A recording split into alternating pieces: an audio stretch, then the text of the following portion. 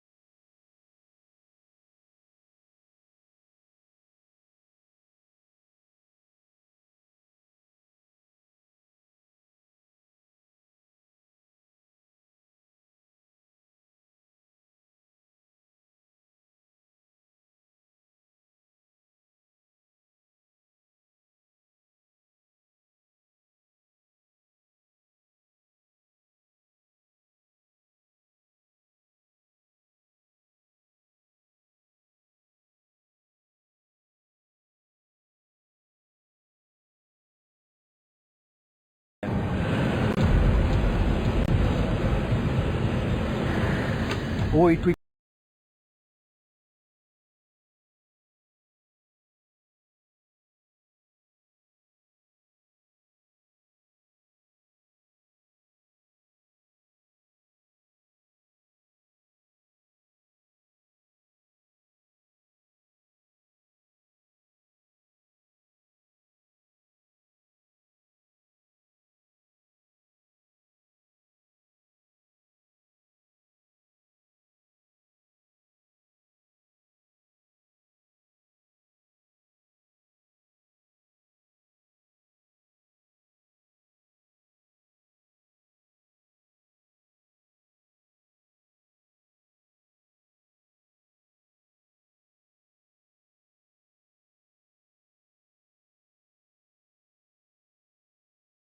à noite, o movimento cai, com apenas alguns aviões de vez em quando. O colega de Peter Nielsen sai para fazer uma pausa.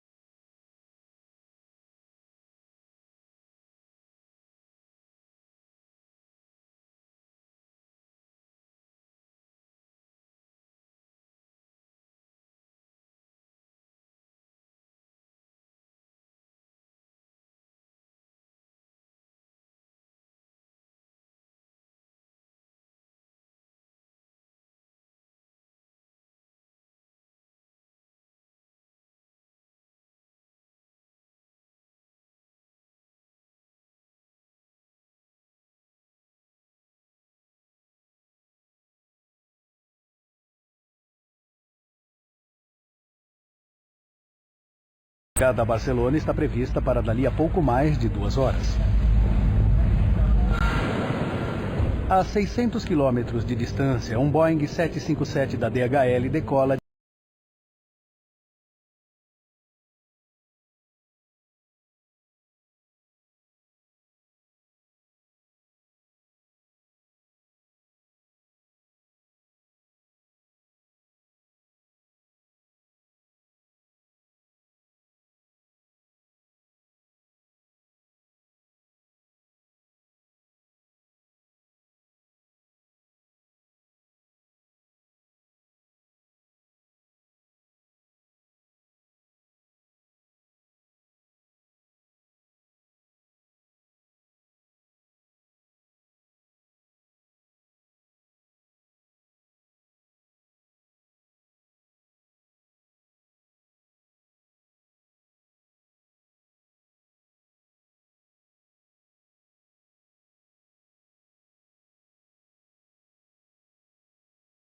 identificado.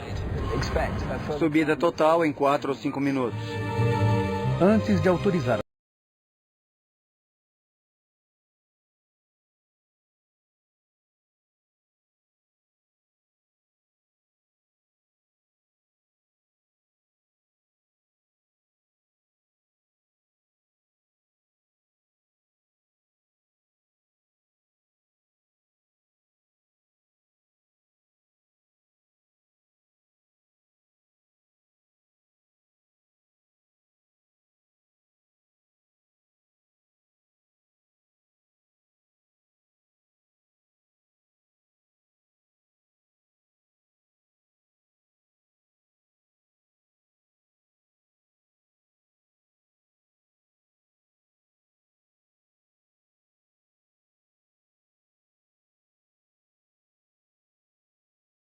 não consegue comunicação. Mas ele ainda tem 10 minutos até pousar e por isso ele volta ao radar de tráfego de passagem.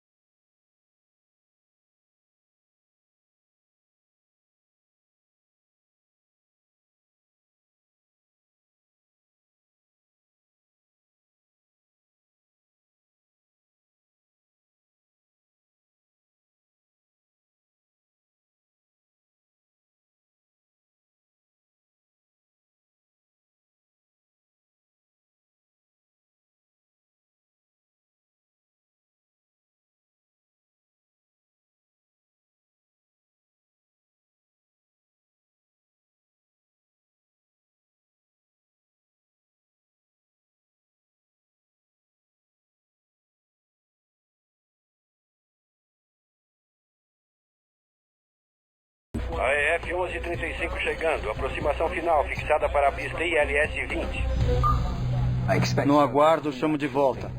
Nielsen chama Friedrichshafen uma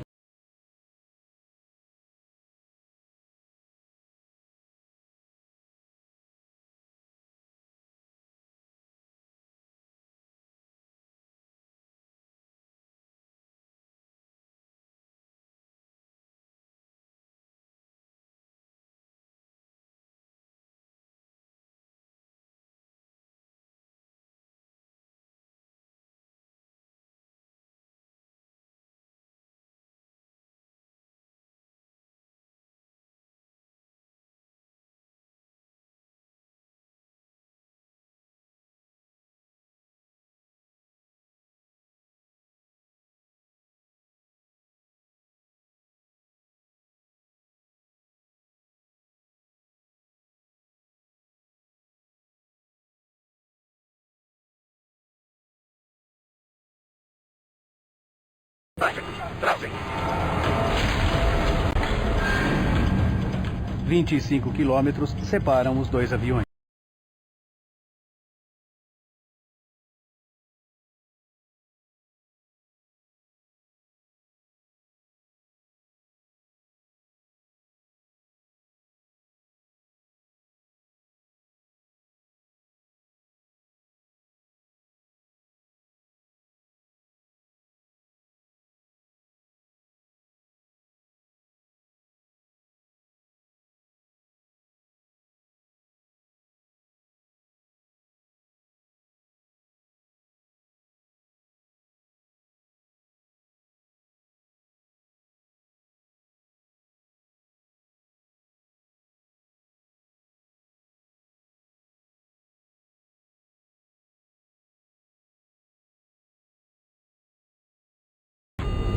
Descer.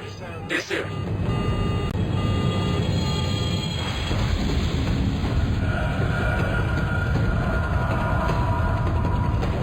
A tripulação do Bashkirian não sabe a que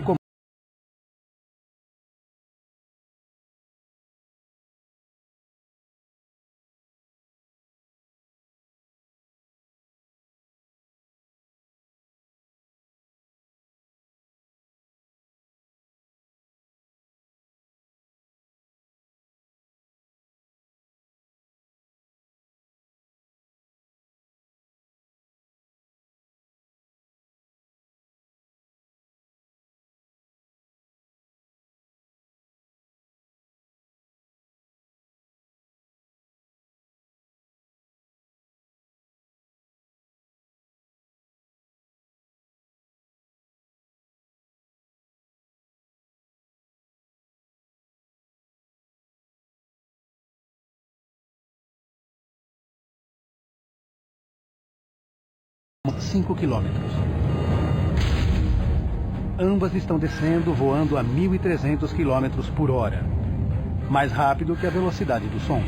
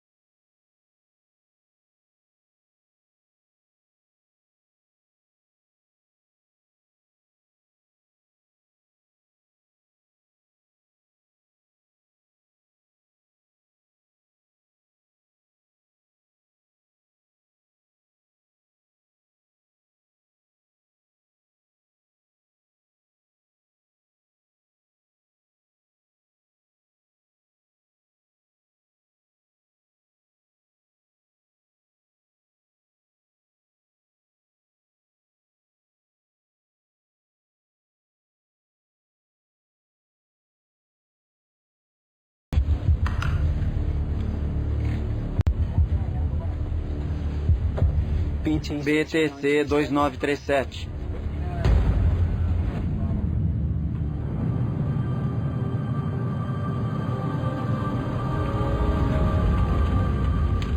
Destroços em chamas caem do céu perto de Oberlingen, na Alemanha.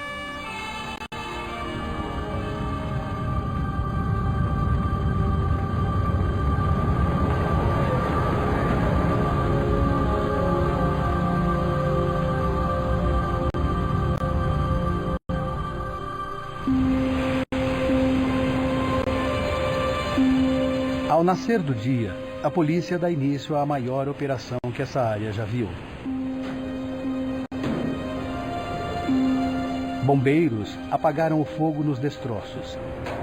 Equipes de resgate começam a terrível tarefa de procurar os corpos. Os aviões caíram e todos os ocupantes morreram.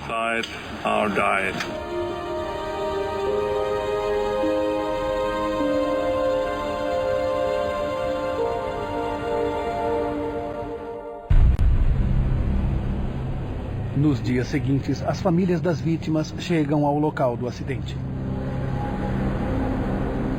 Entre eles, Zulfat Shamatov, pai de Arthur, de 11 anos.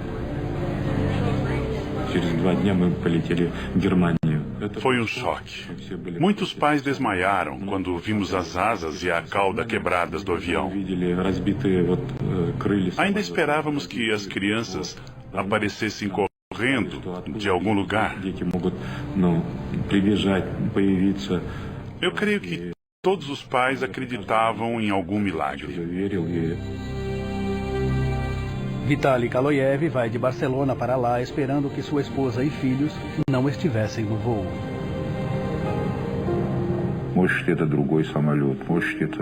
É preciso ter certeza. Talvez não fosse o meu avião que caiu. Talvez alguma outra coisa aconteceu. Como saber sem provas? Os investigadores confirmam seus piores temores. 71 pessoas a bordo dos dois aviões têm morte confirmada. É o pior acidente na aviação civil que a Alemanha já viu. Em uma indústria protegida por múltiplos e altamente avançados sistemas de segurança, como isto pôde acontecer? Agora, recordando os eventos daquele dia e mergulhando nas investigações, poderemos revelar a calamitosa cadeia de eventos que colocou dois aviões exatamente no mesmo lugar e ao mesmo tempo.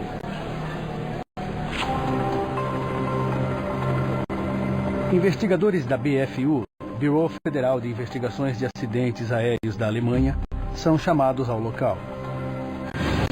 E Jens Friedman fica sendo encarregado pelo local do acidente.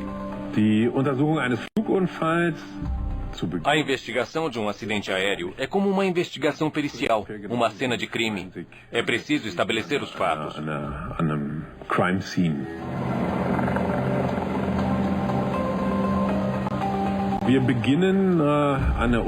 No local do acidente, começamos em um caos total.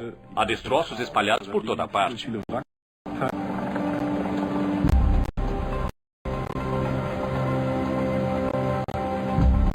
Friedman não presume nada. Nem mesmo que os dois aviões colidiram. Dois aviões estavam no ar. Se eles colidiram ou passaram muito próximos um do outro e perderam o controle, não sabíamos.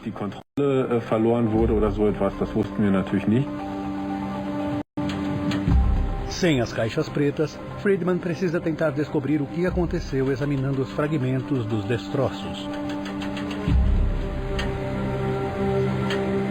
Pedaços importantes são trazidos para um depósito especializado no norte da Alemanha.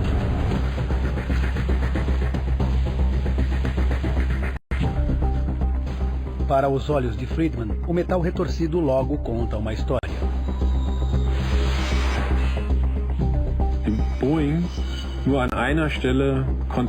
O Boeing fez contato com o Tupolev em um determinado ponto. O corte vertical da cauda foi quebrado.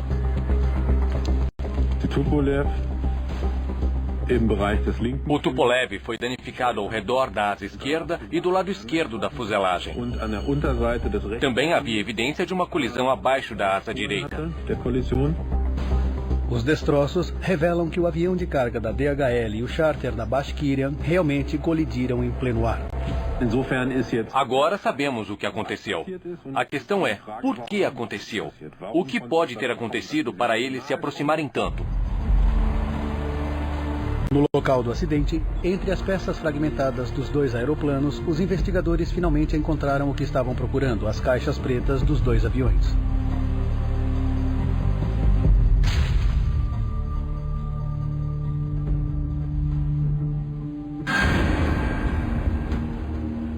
Foi muito importante para nós como investigadores de acidentes. Johan Roys, da BFU, junta-se às investigações. Seu trabalho é analisar o conteúdo das gravações. Os gravadores do cockpit nos ajudam a entender o que aconteceu ali. E como os pilotos tomaram suas decisões. Royce começa examinando o TCAS, o sistema para evitar colisão de tráfego do piloto. Nossa primeira questão foi estabelecer se o TCAS tinha funcionado como se esperava, ou seja, da forma como havia sido projetada. O TCAS faz um mapa tridimensional em torno de uma aeronave usando sua altitude, velocidade e direção. Todos os aviões equipados com o TCAS transmitem constantemente essas informações entre si. Se os aviões se aproximam demais uns dos outros, o TCAS avisa os pilotos. E, se necessário, dá a eles o que chamam de Resolution Advisory, instruções de procedimento. Descer.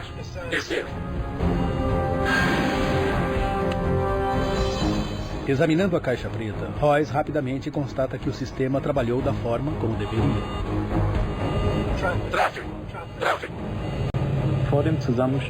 Antes da colisão, os dois sistemas TCAS geraram e exibiram um Resolution Advisory. O Tupolev russo foi instruído a subir e o Boeing da DHL a descer. Se as instruções tivessem sido seguidas, não teria havido uma colisão. Mas, enquanto o piloto do avião da DHL obedeceu ao TCAS, Descer. a tripulação russa não obedeceu. Subir.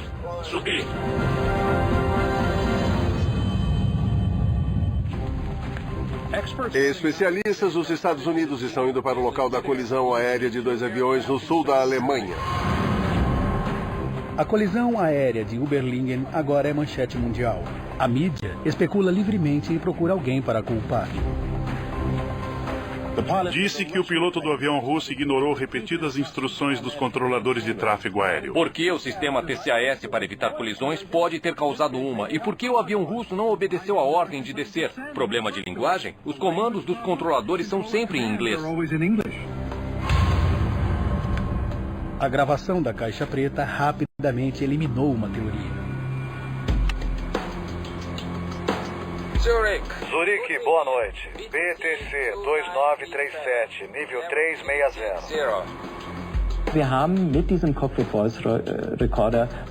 Com a gravação do cockpit, pudemos constatar que a língua não foi um problema. A tripulação russa entendia inglês perfeitamente. Mas as gravações revelam um fato surpreendente. Subir. Ele diz para subir, mas está nos guiando para baixo. Vimos que havia uma instrução do controlador de tráfego aéreo. BTC 2937, descer para nível 350. E descobrimos que, ao mesmo tempo, ou imediatamente após, também houve um aviso do TCAS. Subir. Quase exatamente ao mesmo tempo, o piloto russo foi instruído a fazer duas coisas completamente diferentes. Descer para nível 350. Apresse-se. Agora a tripulação precisa tomar uma decisão rapidamente. O que farão a seguir?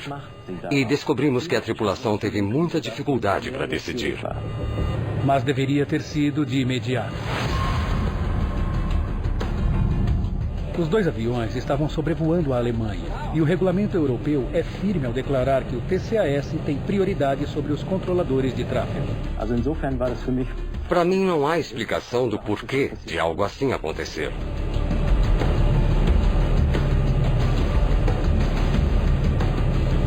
Subir.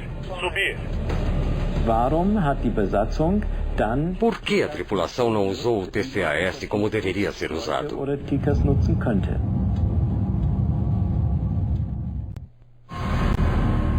Até abril de 2001, o TCAS era mandatório praticamente em todo o mundo. Mas os investigadores descobrem uma notável exceção: a Rússia.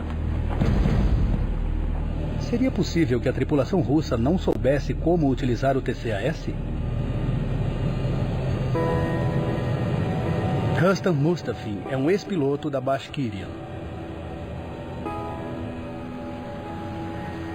Ele confirma que, embora não seja padrão para voos domésticos, os aviões que fazem voos internacionais são especialmente equipados com o TCAS.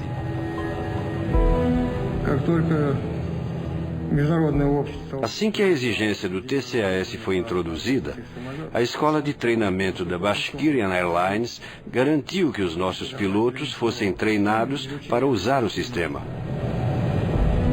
Rustam voava regularmente com os pilotos do voo BTC 2937. Na época do desastre, já tínhamos grande experiência com ele. A tripulação sabia como o TCAS funcionava, mas ignorou suas instruções. O manual de voo do Tupolev, a bíblia operacional do piloto, revela por quê.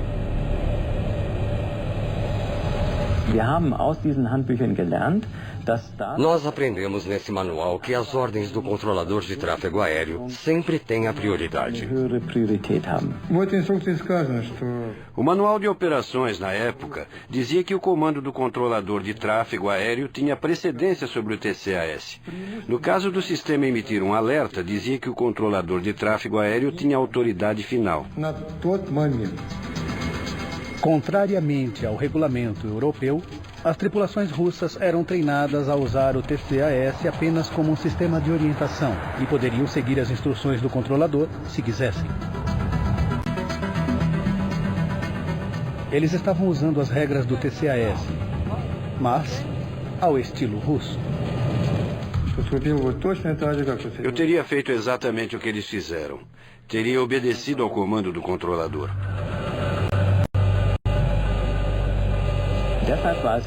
De repente, pudemos entender por que a tripulação agiu daquela forma. Os investigadores descobriram por que os dois aviões estavam descendo. Enquanto a tripulação do DHL seguiu as instruções do TCAS, o piloto russo obedeceu ao controlador de tráfego aéreo. Mas isso não responde uma questão mais básica. O TCAS é tido como um sistema de último recurso. Para começar, os aviões não deviam estar próximos o suficiente para acioná-lo. Os investigadores voltaram então sua atenção para a sala de controle de tráfego aéreo. Um controlador deve avisar os pilotos para mudar de altitude pelo menos 2 minutos antes de um conflito potencial. Mas Peter Nielsen só disse à tripulação russa para descer 43 segundos antes da colisão. BTC 2937 descer. Por que o controlador emitiu a ordem tão tarde? Tarde a ponto de existir o perigo de um acidente. Por meio de registros e entrevistas, os investigadores constataram que Nielsen era o único controlador de tráfego aéreo em serviço na noite de 1º de julho. A política oficial do Skyguide é ter um mínimo de 2 controladores de serviço todo o tempo. Os investigadores também constataram que se tornara um procedimento padrão um controlador fazer uma pausa prolongada durante o turno da noite. Tom Larsen era grande amigo de Nielsen e há muitos anos trabalhava ao seu lado.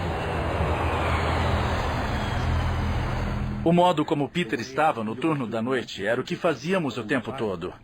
Ficava apenas um controlador porque havia muito pouco tráfego. Entre 11 da noite e 6 da manhã, não há pousos programados em nenhum aeroporto da área. Mas então, cerca de 11h25 de 1º de julho de 2002, Nielsen é surpreendido com um pouso inesperado. Havia uma aproximação para o aeroporto de Friedrichshafen que tínhamos de coordenar. É muito incomum termos um avião vindo para Friedrichshafen àquela hora. Acho que o controlador ficou um pouco surpreso.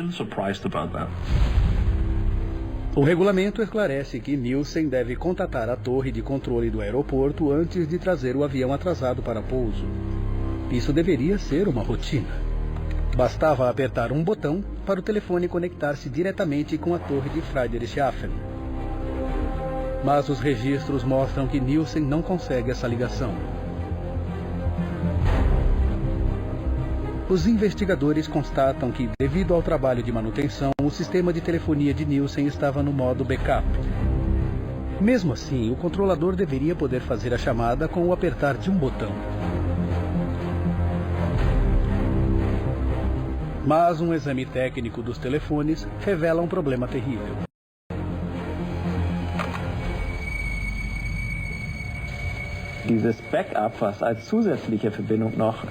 O backup que deveria estar ali como adicional não funcionou aquela noite. A comunicação telefônica não foi possível devido a um problema técnico. Nielsen tenta repetidamente chamar Friedrichshafen.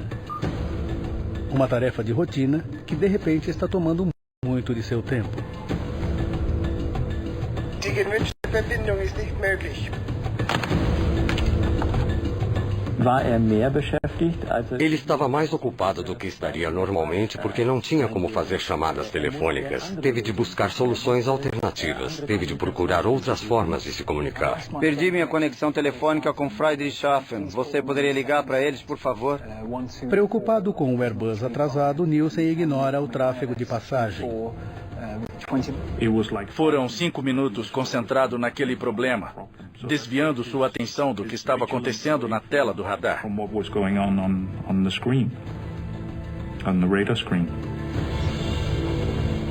Mas o radar tem uma função de emergência, que deveria alertá-lo do perigo iminente. O Alerta de Conflito de Curto Prazo, ou STCA. Short-term conflict alert. O alerta de conflito de curto prazo é outro sistema similar ao TCAS. Ele nos ajuda no radar se não percebemos um conflito. Se não o vemos a tempo, ele nos dá o alarme. It will give us an alarm. 2 minutos antes de uma possível colisão, um alerta do STCA deveria aparecer nas 2 telas de radar de Nielsen, juntamente com um alerta de áudio. Isso é exatamente o que acontece a 180 quilômetros dali, em Karlsruhe, Alemanha.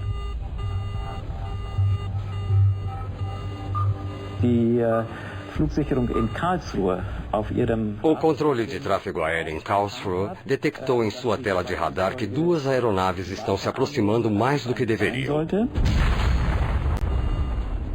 Os registros revelam que o controlador em Karlsruhe tenta falar com Nielsen para avisá-lo. Mas o sistema de telefone de backup defeituoso impede a comunicação. Regras de aviação não permitem que ele faça contato com aviões fora de seu setor, a menos que o controlador encarregado tenha perdido a consciência ou deixado seu posto. A ATC de Karlsruhe decide seguir o protocolo e tenta falar com Nielsen 11 vezes no total, sem nenhum sucesso. BTC 2937. Registros mostram que o STCA visual de Nielsen não funcionou. Royce constata que o radar de Zurique também está em manutenção, significando que estava em modo de backup.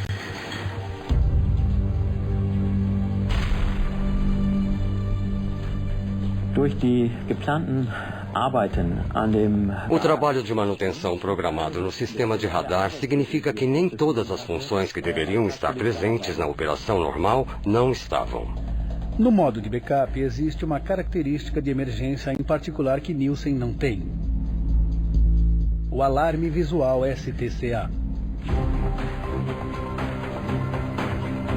É a peça final do quebra-cabeça para explicar por que Nielsen só mandou o avião russo descer a apenas 43 segundos antes da colisão.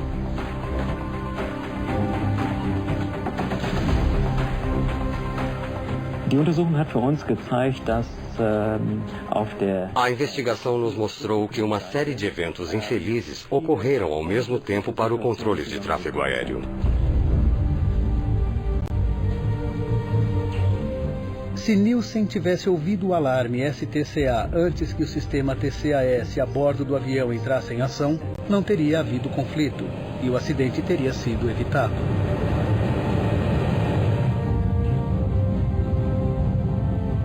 E então, uma última virada. 19 segundos antes da colisão, Peter Nielsen diz ao piloto russo que o avião da DHL está se aproximando pelo lado direito. Temos tráfego na sua posição 2 horas. Agora em 360. Onde ele está? Na verdade, ele está se aproximando pela esquerda, posição 10 horas. A única explicação que os investigadores têm para esse erro é estresse. Não é certo que o piloto russo teria tido tempo de evitar a colisão, mesmo se tivesse visto o avião da DHL mais cedo. Está aqui, à esquerda. Mas os registros mostram que nos segundos finais, ele tentou.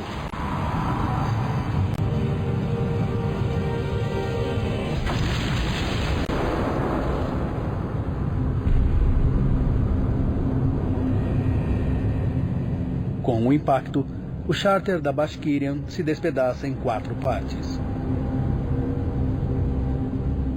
Sem o seu estabilizador de cauda, o avião de carga da DHL gira incontrolavelmente em direção ao solo. – 21 de fevereiro de 2004. Os investigadores escrevem seu relatório final e Vitaly Kaloyev voa para Zurique. Ele se torna obcecado para encontrar alguém a quem culpar pela morte de sua esposa e filhos. Eu queria ouvi-los dizer: fomos os responsáveis, mas nos perdoe se possível. Eles mataram tantas crianças e nada aconteceu. Não houve desculpas nem expressões de pesar, nada. Nielsen ainda trabalhava na Skyguide, mas estava sendo transferido para áreas de análise de segurança. Kaloyev descobriu onde ele morava. Eu fui ver o controlador. Sabia que ele estivera de serviço naquela noite. Tudo isso tinha que ter um fim. O ciclo precisava ser fechado. Eu não queria esperar mais e decidi acabar com tudo eu mesmo. Nilson apareceu. Era mais alto do que eu.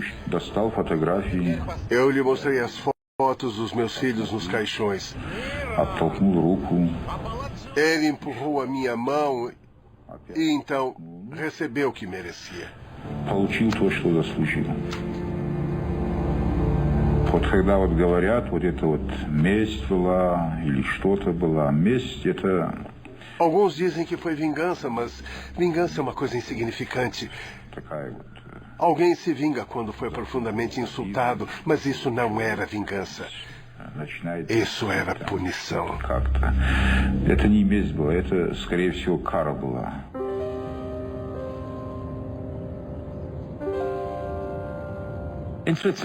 Na Suíça, um homem foi preso pela ligação com a morte de um controlador de tráfego aéreo que estivera de serviço quando 2 aviões colidiram há 2 anos. Caçado e esfaqueado até a morte na frente da família. Assassinado por causa de um erro fatal. Peter Nielsen tinha 36 anos de idade. Ele e a esposa tinham 3 filhos. Depois de sua prisão, Kaloyev foi para uma instituição psiquiátrica enquanto o tribunal decidia se ele era mentalmente capaz para ser julgado. Kaloyev foi condenado por assassinato premeditado e sentenciado a 8 anos em uma prisão suíça. Em novembro de 2007, ele foi libertado depois que um recurso determinou que ele tinha agido com menor responsabilidade por causa das mortes de sua esposa e 2 filhos. Vitaly Kaloyev não se arrepende de suas ações. Em maio de 2004, depois de quase 2 anos de trabalho intenso, a equipe investigativa alemã publica seu relatório final. Agora é possível recordar os eventos daquele dia fatídico, seguindo as evidências descobertas durante as investigações.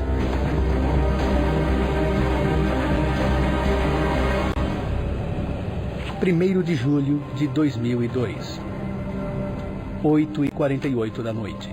2 horas e 47 minutos para o desastre. Um charter da Bashkirian Airlines decola no aeroporto Domodedovo, em Moscou. 20 minutos para o desastre. No centro de controle da área de Zurique, 2 controladores de tráfego aéreo estão de serviço. Um deles sai para uma pausa. E Peter Nielsen agora está trabalhando sozinho. 12 minutos e 33 segundos para o desastre. Um avião de carga da DHL entra no espaço aéreo de Nielsen e requer permissão para subir a 36 mil pés. 9 minutos e 49 segundos para o desastre.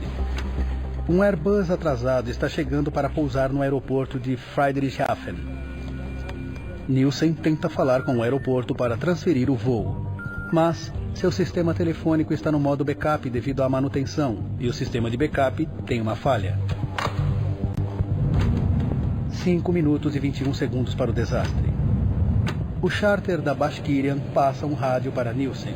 Está voando a 36 mil pés e prestes a entrar em seu espaço aéreo. VTC 2937. 2 minutos para o desastre. Os aviões da Bashkirian e do DHL estão agora na mesma altitude, menos de 44 quilômetros separados e aproximando-se um do outro mais rapidamente do que a velocidade do som. O alerta de conflito de curto prazo, ou STCA, deveria agora alertar Nielsen sobre a colisão iminente. Mas o seu radar também está em modo backup, por isso o STCA não está totalmente operacional.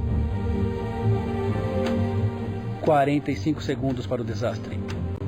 Nielsen finalmente nota que os 2 aviões estão em rota de colisão. Ele imediatamente diz ao piloto russo para descer. Descer para nível 350. Segundos depois, os CAS soam em ambos os aviões pedindo ao piloto do DHL para descer. Descer. E a tripulação russa para subir. Diz para subir, mas está nos guiando para baixo. Nielsen não sabe que os pilotos dos 2 aviões receberam avisos. Ele repete as instruções para o piloto russo. VTC 2937, descer o nível. As instruções russas autorizam os pilotos a tomar suas próprias decisões nessas situações de conflito. Aqui ele segue o comando de Nielsen. Os 2 aviões estão em descida. 20 segundos para o desastre. Nielsen acredita que o conflito está sanado. Mas antes de se despedir, ele diz à tripulação russa que o avião da DHL está se aproximando pela direita. Na verdade, ele está se aproximando pela esquerda. Onde ele está? 5 segundos para o desastre. A tripulação russa viu o avião da DHL. Ali, à esquerda. Eles se esquivam, mas é tarde demais. Descer rápido, descer!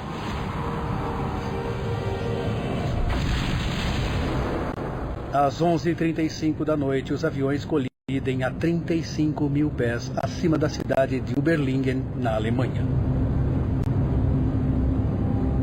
Todas as 71 pessoas a bordo dos 2 aviões morrem.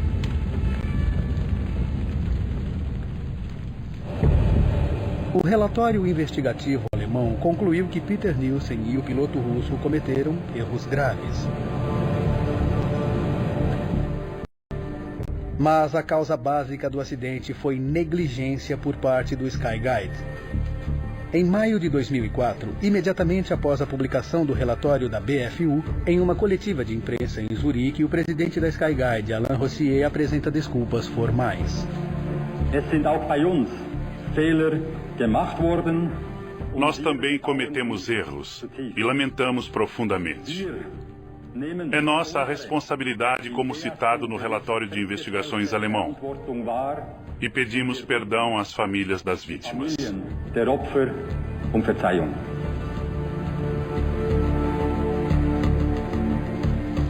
Em setembro de 2007, um tribunal suíço julga culpados de homicídio negligente 3 funcionários do Skyguide. 3 gerentes que deram suporte à política do controlador único receberam 1 ano de sentença.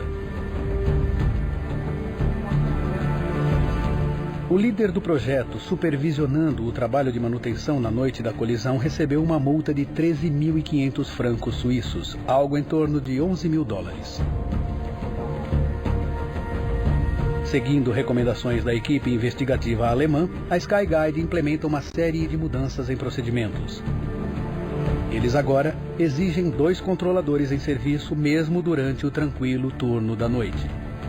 Ninguém jamais se verá na posição de Peter Nielsen novamente.